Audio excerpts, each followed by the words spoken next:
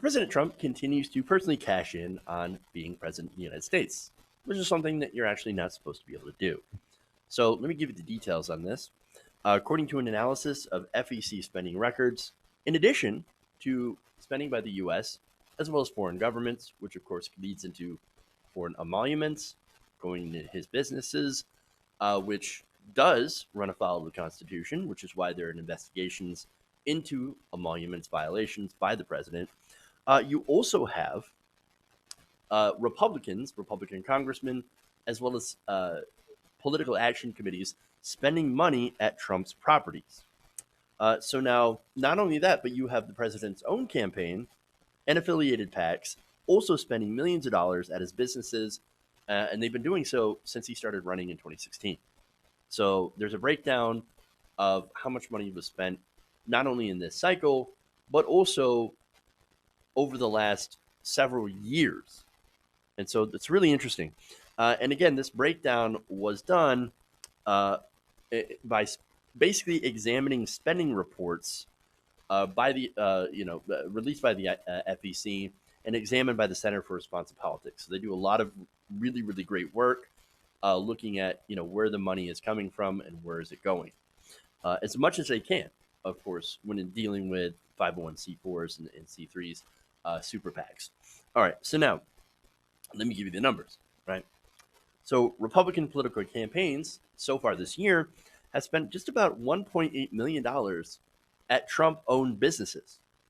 And so this is so far in the election cycle, and really the election, I mean, it's the election spending barely begun. We're still somewhere around nearly 100 days out from the start of the primary, the Iowa caucuses. That starts off primary season, and so we still got to get through a primary and then through a general election. So who knows how much money these PACs and these politicians will start spending at Trump properties, and how much of that will continue to go to Donald Trump's pockets. So now, most of that money, that $1.8 million, by the way, 1.3 of it was spent by the Trump campaign. And so the Trump campaign, they will go and they will basically rent rooms or rent space and hold fundraisers at Trump resorts.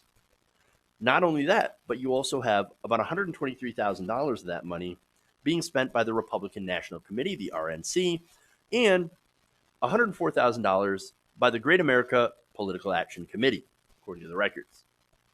So now there's a couple of ways that this benefits Donald Trump.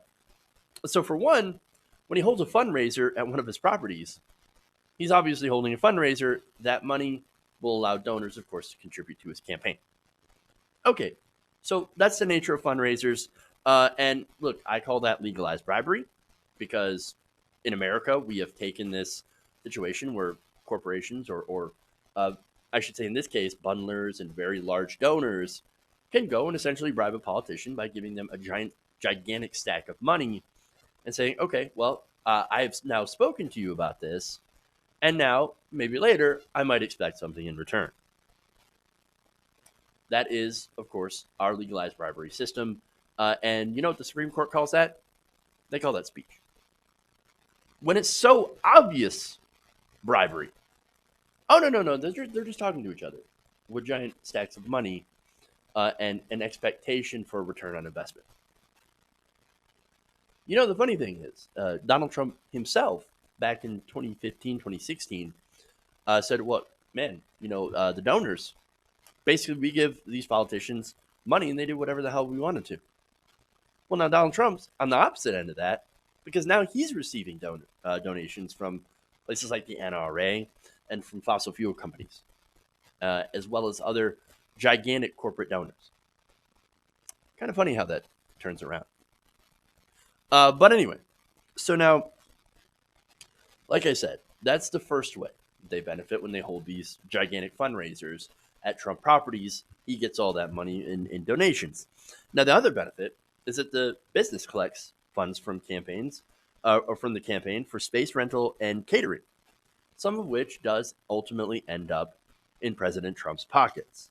Now, you want to talk about corruption? That's a good example of corruption. And by the way, Donald Trump has not divested from his properties And this entire thing is a reason why people should be divesting. In fact, again, you had Jimmy Carter having to divest from his little peanut farm when he became president because they were so concerned about conflicts of interest. But Donald Trump, I mean, he does it, and Republicans don't bat an eye. Oh, no, of course he's going to sit there and run his businesses and still profit from his businesses, even though technically it's in a blind trust and his sons are technically running it and they don't call him or talk to him about it. Really? Really? You believe that? You do? I got a bridge to sell you. Okay. Anyway, so now it gets better for President Trump. So now it turns out that a total of 48 Republican members of Congress also spent their campaign money, again, from donors, at Trump businesses through their campaign and affiliated committees, according to the Center for Responsive Politics. So some of the top spenders for the 2020 cycle included campaigns for former Representative Sean Duffy of Wisconsin. Let's see. You also have Vice President Mike Pence, his older brother, Greg Pence, which I didn't know he had a brother. So that's kind of interesting. So instead of Mike Pounds, it's Greg Pounds. Okay. Anyway, you also have Representative Jim Jordan of Ohio and House Minority Leader Kevin McCarthy of California. Oh, and look, all these people are deeply pro-Trump. Shocker. Okay. So, and by the way, these Republican politicians are expected to spend a lot more at Trump's properties. And Donald Trump knows this, and so does the organization. And so here's what they do. Here's another part of the grift, right? Is that since there's a campaign season that is ramping up, Donald Trump, the Trump organization itself, is now raising the prices of its rooms. Now remember, they did the same thing at Mar-A-Lago after Trump became president. Oh, well, now I'm president, I'm going to have to raise my membership fees to Mar-A-Lago from $100,000 to $200,000 a year. So, and of course, that just happens when, again, he becomes president. And a lot of people decide they want to join Mar-a-Lago to get access to him. Again, it's so incredibly obvious, this corruption. It's literally right in your face. It's funneling that money right into his pocket. And again, that's how this works, right? According to the Citizens for Responsibility and Ethics in Washington, room rates during the time of where the Republicans who are going to hold a Save the Senate retreat at Trump's Washington, D.C. hotel during that same time, and that was reported, of course, by The Intercept, the room rates will be triple what they normally are. Oh, look, Republicans are holding a Save the Senate rally to, try to continue to enact President Trump's Republican agenda. Well, we don't really care about our agenda. No, all I care about is making money, so we're going to triple the rooms. And guess what? The donors are going to end up being the ones paying. Because, of course, that's how this works, right? Now, look, and by the way, Trump knows this. He's got a talent for grifting. I mean, he's been doing it just about his entire life. He cannot really make all that much money legitimately because he's a terrible businessman, which is why he's had to run scam colleges, why he's had to take out numerous junk loans to the point of which no one will lend him money, save for the Russians, save for Deutsche Bank. Went bankrupt 6 times. 6 times. And so, again, he's got to scam everybody. And now in this case, he's literally scamming his own party. How ironic, right? Members of his own party and even his own campaign, which of course really is scamming the donors. And the donors, they don't care because they got all this money. And by the way, Donald, because of the Republican tax cuts, these donors saved millions of dollars in taxes per year. So, of course, I guess it's not really a scam to them, but it is a scam for the rest of us. Now, let me give you more information here. So now, ProPublica had actually done this back in 2018, and it noted that campaigns and public expenditures at Trump businesses had exceeded over $16 million. Now, they, of course, examined not only campaign spending reports, the FEC, but also state government spending and federal agency expenditure records. So some of that, of course, is taxpayer money. If it is government spending, more emoluments, by the way, violations.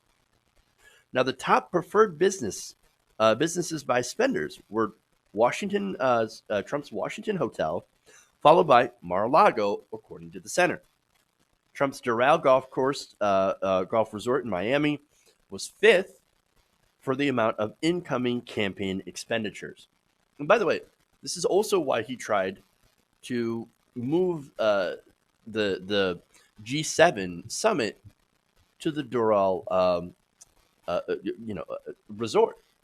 He wanted to make all that money from these, again, foreign governments coming in with their staffs, paying room fees. And again, there's no transparency, so we don't know if his promise of, oh, don't worry, we're not actually going to profit off this. We don't know that for sure, especially if you won't actually release any sort of records. And guaranteed, you would not release records.